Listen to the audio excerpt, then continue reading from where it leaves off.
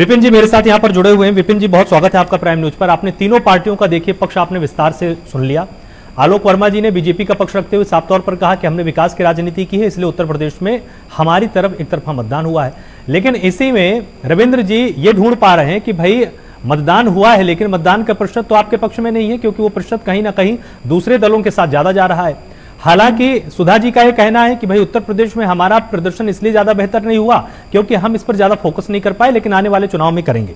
2024 के लिहाज से कर्नाटक और उत्तर प्रदेश के निकाय चुनाव, दोनों मॉडल का अगर आप समालोचनात्मक मूल्यांकन करें, आप क्या पाते हैं? किस पार्टी की कितनी तैयारी आपको नजर आ रही है? धन्यवाद आलोक जी, आपने बात करी। आपको आवाज मिल रही है मेरी? बिल्कुल बिल्कुल साफ आ रही है। देखिए, आपने बात करी उत्तर प्रदेश के निकाय चुनावों की और कर्नाटक के राज्य चुनावों की। तो कई बातें समझनी पड़ेगी। मैंने बड़े ध्यानपूर्वक तीनों सम्मानित प्रवक्ताओं को सुना, इनके विचार सुने। देखिए, अगर हम कर्नाटक के चुनाव की बात करें, यहाँ पर बहुत कुछ है मंथन के लिए, क्योंकि जो ये अटकलें अनुमान लगाया जा रहा था कि राह बिल्कुल आसान होगी भाजपा के लिए 2024 के चुनाव में, तो वो बात नहीं है।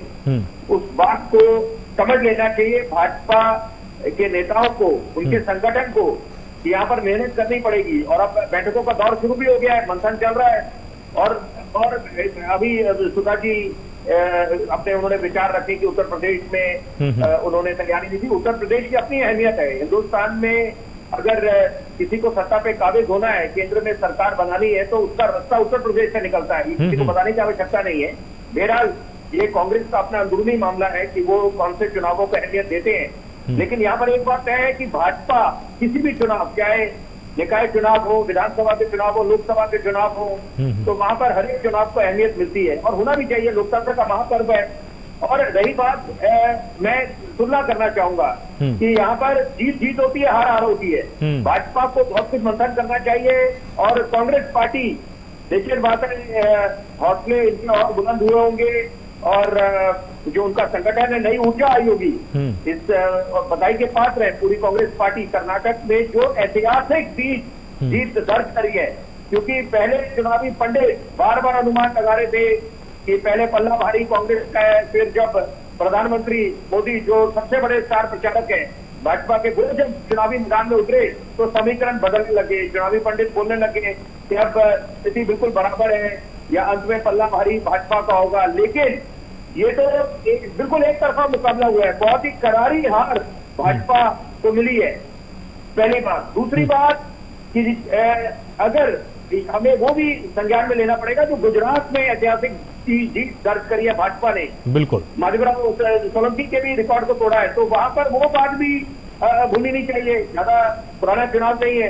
तो वहां पर 182 सीटें में से 155 सीटें अगर भाजपा ने निकाली है तो अपने आप में इसके बहुत मायने हैं। उसी तरह से यहाँ पर अगर 224 सीटों में अगर कांग्रेस ने 135-136 सीटें निकाली हैं, उसके अपने मायने हैं।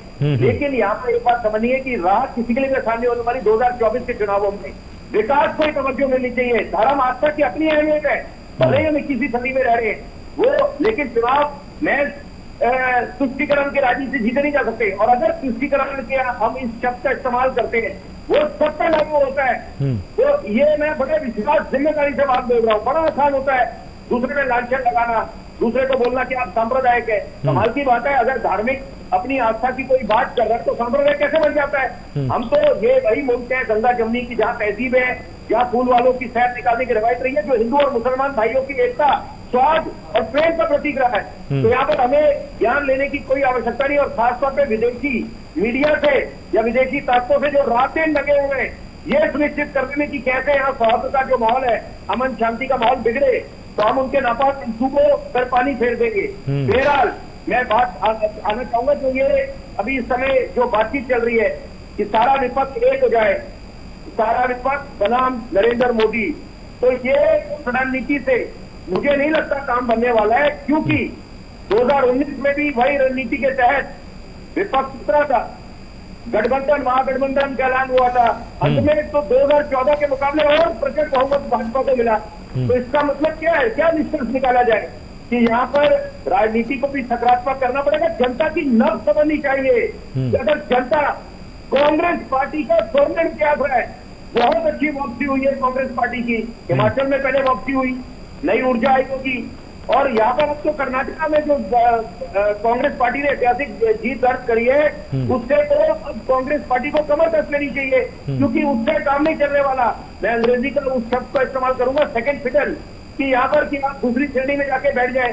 जैसे महाविकास आघाड़ी का जो गठन हुआ था महाराष्ट्र में, कि वहां पर अलग अलग विचारधाराओं के राजनीतिक दलों ने हाथ मिलाया ताकि भाजपा को सत्ता से दूर रख पाए, तो वो क्या हुआ अंत में कि वो क्या वहां तो शिवसेना भी टूट गई।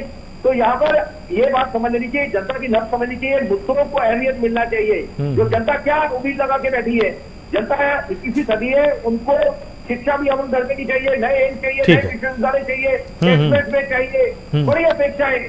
तो यहाँ पर उनकी जो मुद्दों को समझ पाएगा और जो सक्षम होगा जनता, उसी को अपना बेशकीमती वोट देगी। और सबसे बड़ी बात है कि नारा क्या था, शासन उसको जिसने राशन दिया। जनता को मैं ये बातों से उनका पेट नहीं भरने वाला, जो हकीकत में काम करेगा उसको जनता वोट देगी। तो इसका मतलब ये है कि अगर उत्तर प्रदेश में 100 बातों की एक बात बोलने जा रहा हूं मैं, कि अगर उत्तर प्रदेश में जनता ने स्वीकार करा है, अपना जनादेश भाजपा को दिया है, उसके पीछे उनके अच्छे कार्य हैं। और कर्नाटक में अगर करारी हार भाजपा को मिली है, तो ये कुछ निष्कर्ष निकालना पड़ेगा, किसी को जिम्मेदार ठहराना पड़ेगा कि भ्रष्टाचार के जो मुद्दे थे, क्या कारण है जनता ने निकाला है भाजपा को इतनी करारी हार। ये तो सारे चुनावी पंडितों के जितने आंकड़े थे सब फेल हो गए, तो इतना तो किसी ने सोचा नहीं एक तरफा मुकाबला होगा। और रही बात अगर सपा की बात करें, क्योंकि सपा के प्रवक्ता भी बैठे, मैं जरूर बोलना चाहूंगा, 2 चुनावों की तुलना करना चाहूंगा लोग जी। जो पश्चिम बंगाल का चुनाव हुआ, ये सारे राज्य बड़े अहमियत रखते हैं हिंदुस्तान की राजनीति में, और उत्तर प्रदेश, तो वहां पर सीधी टक्कर किसकी थी, कहने को और दल भी थे, वाम दल थे, कांग्रेस पार्टी थी, लेकिन अंत में सीधा मुकाबला था टीएमसी का और भाजपा का पश्चिम बंगाल से। और यही बात उत्तर प्रदेश में, कहने को बसपा भी थी, कांग्रेस भी थी, अंत में टक्कर किसकी थी, आमने सामने कौन था, सपा और भाजपा।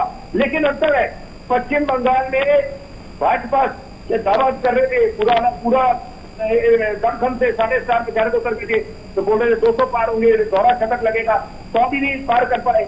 और यही बात है, सपा की अगर बात करें उत्तर प्रदेश की, तो ये 100 से ज्यादा सीटें निकाली, तो ये अपने आप में इनके लिए भी अच्छी बात है, और बड़ी कांटे की टक्कर दी सपा ने। तो यहाँ पर सारे जीत के बाद जैसे आकलन करा जाता है कि अब और कैसे, ठीक है, मैं आपके इस विश्लेषण को समझते हुए बिल्कुल